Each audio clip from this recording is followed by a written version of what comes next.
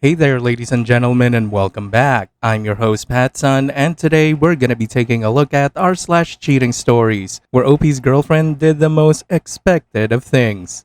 Let's begin. I feel like my girlfriend attacked me. How can I move past this? Posted by Reddit user Tesla Tricks.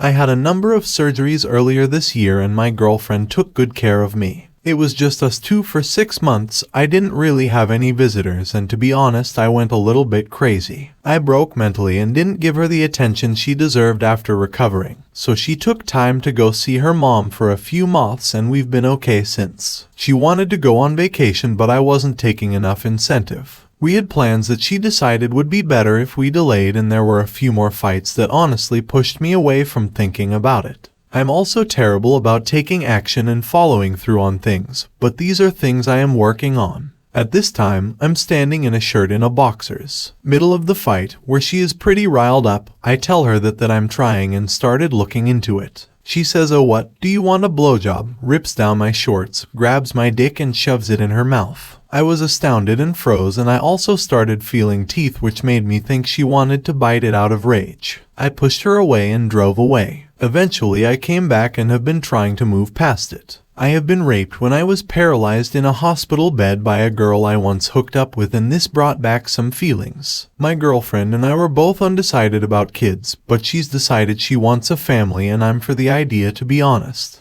I said that sex helps after fights, which she used as a frame of reference for what she was trying to do. I reiterated that it's after fights, not during. At various points in our conversations, she's mentioned, "Oh man, what other guys would say if they heard you talking like this," me taking her trying to give me a blowjob as sexual assault, that I should man up in another language, so it might not be the same, or if I ever considered given my history that I am blowing this up. Is there a way to move past this, to the point where we could have kids? Beyond just therapy, I do love her but this shook me pretty hard. OP, why the hell do you want to include children in this toxic relationship? Get your head out of your ass, break up with this psycho, and go to therapy. I can't believe that you think it's a good idea for a woman like her to have kids. She sexually assaulted you, my dude. Come on. And now for today's second story. Did my partner just cheat on me? Posted by Reddit user BossmanBean. We've been together 3 years. The last year has been rocky as I've lost someone close in my family. I've been grieving which inevitably has caused some tension between us. My girlfriend just went on a holiday by herself. I could not make it. After one of our phone calls I had a gut feeling that something was particularly off. I snooped through her girls' group chat on her laptop and discovered that she had gone on a date with a guy she met at the hostel. Apparently they didn't get physical, but my girlfriend said things like I was hoping and manifesting to meet a cute guy and there he was. He is so hot. My boyfriend doesn't have a chance. If he tried to kiss me, how could I not? And most importantly, I think I've outgrown our relationship and this made me realize. Upon finding out these disturbing messages, I broke things off immediately. I love my partner and even though I really don't want to, I consider this cheating. What do you consider this? Can you ever forgive a person for doing this, considering the fundamental trust issues it would result in going forward? I'm gutted she jeopardized our relationship. She is having major regrets and saying the usual "you've been grieving and haven't been there for me emotionally." I didn't mean it. I felt lonely. I need you. I want to come right now and take it all back. I feel horrible for breaking up with her, but I see no other way around this. Please help me understand the right thing to do. Lastly, I am unsure if I should move out of the house before she returns or whether I should stay to speak to her in person. I am unsure if it's healthy to speak about this in person and get some closure or to just never see them again. I would love to hear from people who have gone through something similar. TLDR, my partner of 3 years went on a date while traveling solo for 2 weeks and gossiped in her girls' group chat about how the date was better than me in many ways, albeit not having gotten physical. Is this still cheating? OP, move out now and just ghost her. There is literally zero benefit if you talk to her again. She will just lie and manipulate you into staying. The closure you speak of was already delivered to you. She cheated on you and would have sucked this guy's dick given the opportunity. And I guarantee that this was not the first time. Cut your losses and move on. And now for today's third story. I lost my best friend through a threesome. Posted by Reddit user Zealous Ideal Help. So I had this girl who was my bestie and literally I loved her so much as a friend. She was smart, beautiful, kind, caring, but she cut me off from being her friend completely after this happened. She had a boyfriend of 2 years and asked me to join to be a third for a threesome.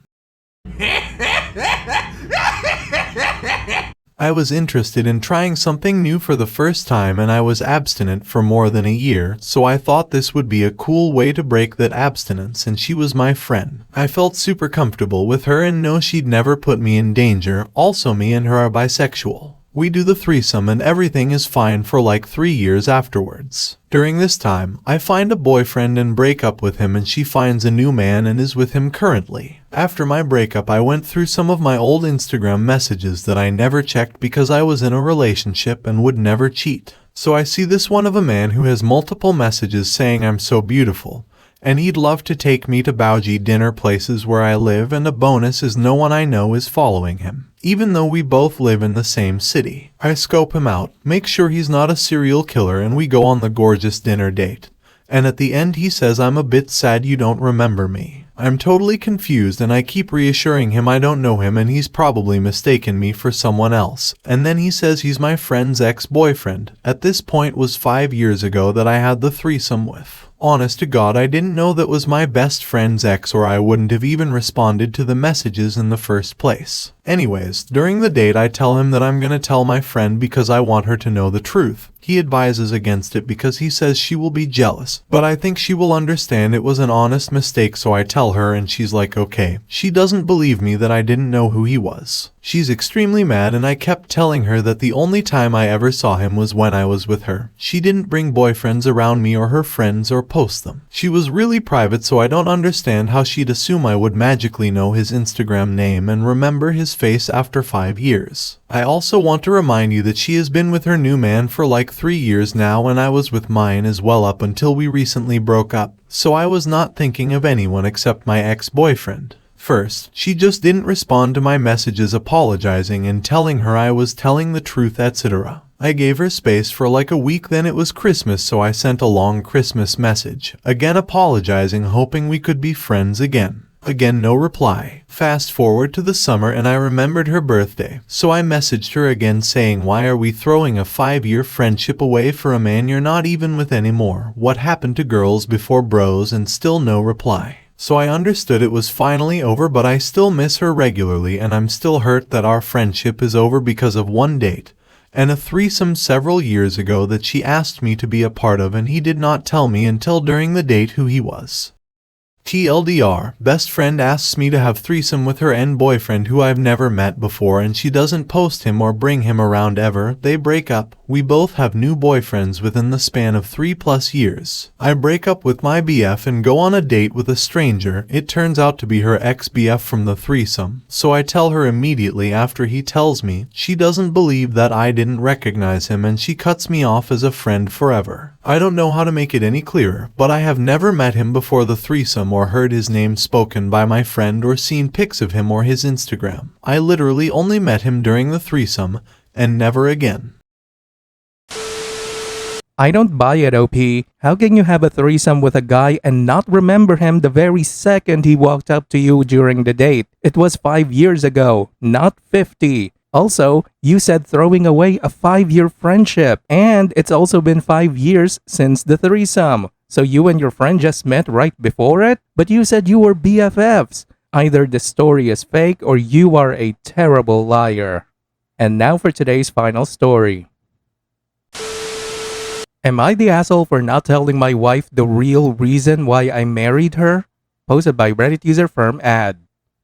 To give some context to my current situation, I need to provide some background information. About 14 years ago, I got my master's in engineering degree but was struggling to find work. I did eventually land a job working for a medium-sized company, but even then I was still struggling financially as I owed so much debt in student loans and lived in a pretty expensive city. It was admittedly a pretty low point in my life. I'm sure many people can relate to the feeling that you've done so much schoolwork and then don't have much to show for it. I did, however, build a good relationship with my boss, as in my mind this was the easiest way to earn promotions and in turn a high income. Eventually, I met my boss's family. One thing that quickly became obvious was that his daughter, Rose, liked me a lot. I didn't think too much of it at the time because I thought mixing my professional and personal lives would be a bad idea. Also, I did not reciprocate her feelings in any way, though for obvious reasons. I was always exceptionally polite to her at every interaction. Long story short, my boss's wife found out and I started getting invited by my boss to his house pretty regularly for things like dinners among other things. Throughout all of these, my boss and his wife would somehow always steer conversations in ways that led to me talking to Rose or would leave the room for some reason or another, just leaving the two of us together. Later, my boss would even tell me things like how I felt like family and he'd be happy to recommend me to higher positions, etc. since his wife and daughter are so fond of me. Needless to say, I started talking more to Rose and within weeks I got a promotion. While I will admit to not feeling much of a romantic connection with Rose, I did put a lot of effort into fostering that relationship and she was happy with the attention I was giving her. After a few months of this, we were married. As you can imagine, my career really took off then.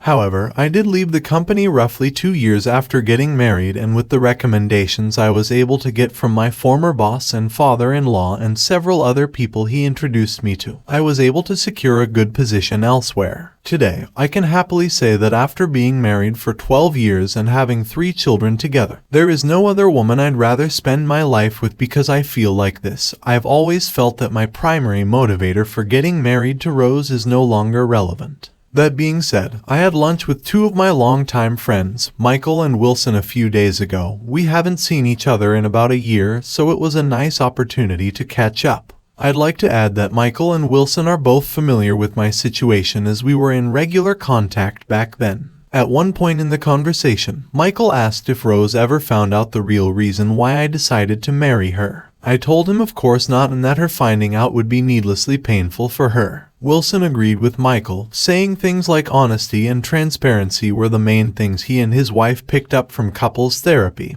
and that it would be better long-term if Rose found out. I reaffirmed to them that Rose not knowing would be best for our family, and the conversation largely ended there. That being said, I have started to think more about what they've said and do feel a little guilty. Am I the asshole?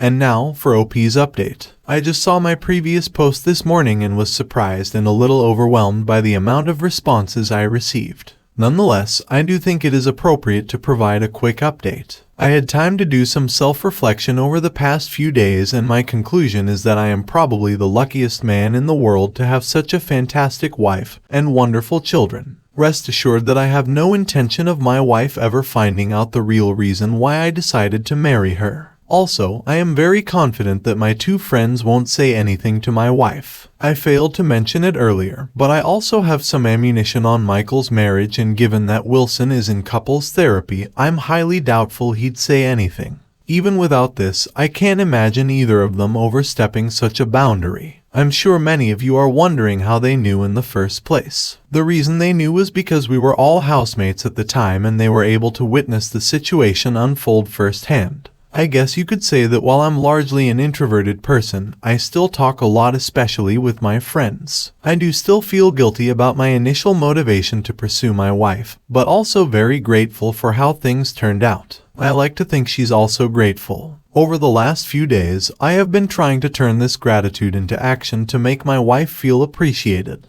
Yesterday, I brought her breakfast in bed, and in the evening after work, I brought her a surprisingly expensive bouquet of flowers. Tonight, we have reservations for her favorite restaurant and a sitter who will watch the children. I know these things are minor in the grand scheme of things, but I want to do more thoughtful things for my wife. This will be my early New Year's resolution.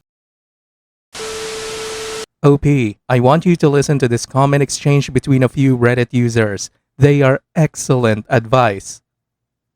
I don't think this is the relationship killer that you think it is. There's a few ways to rephrase the whole story to make it sound sweet and romantic. I'm so grateful to your dad for encouraging me to spend time with you. Sometimes I think about what my life might have been like if he hadn't done that. Knowing me, I might have remained lonely and clueless forever. But instead, I have you, and I am the luckiest man in the world, and I hope to spend the rest of my life proving that to you. I was thinking something along the lines like this, then you'll never have to worry of it coming back at you. I also think OP is a bit stupid if he thinks all this will be news to his wife. She knows what happened, she was there. It's not like everyone was keeping this big secret from her. Viewer support is the best way for me to remain independent and continue bringing you these daily videos, which will always be here on my channels for you to watch absolutely free. So please consider subscribing to me on Rumble and on YouTube. Both will be linked in the description box down below.